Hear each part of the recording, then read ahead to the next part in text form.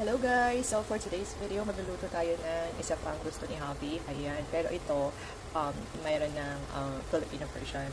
Ayan. So, ano to? Potato na meron siyang fresh onion. Ayan. Hindi pala onions. Kasi dalawa yung nilagay ko. Tapos oil lang yan siya.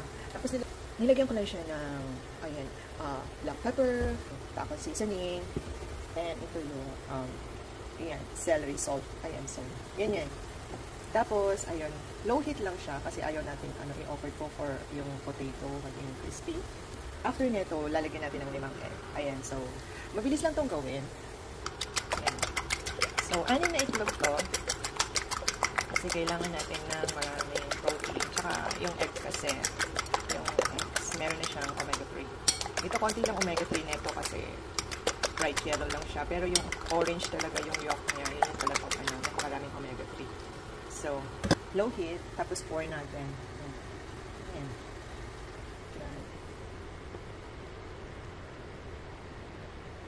Ayan, guys.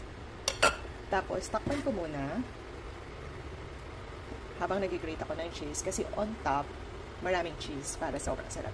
Ito nga pala yung gagamitin natin na cheese, yung Eden, tsaka itong cheddar na cheese. Ayan, combination. Ganyan. Usually, yung ginagamit ko, triple cheese, pero walang available. So, yung dalawa lang muna.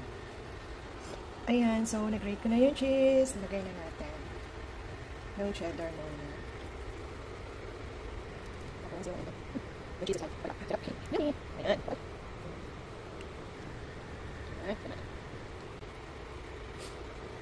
There. And then, takpan na natin. Alright. Low heat lang siya hanggang sa mag-melt yung cheese at saka maluto na yung scrambled eggs. And it's done. Yan. Malalaman nyo guys na luto na siya kasi nakikita nyo kumukulo na. Ayan. So, this is done. Kumukulo na. Yahoo! So, let's dig in guys! Ayan, oras na ng kain guys. So, thank you for watching and see you again on my next vlog. Bye!